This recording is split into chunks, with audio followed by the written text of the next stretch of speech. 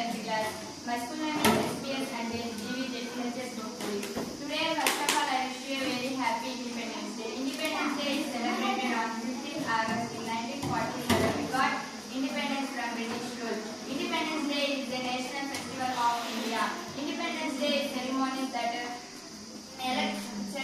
honorable moment of the struggle of the freedom fighters.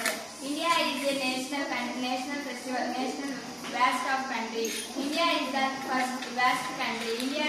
Independence Day is celebrated from the National Festival of India.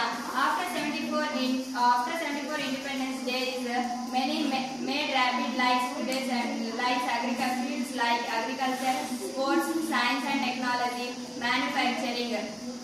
Today India is most known as progressive and powerful country of the world. Salute from the only one by this country. Thank you given this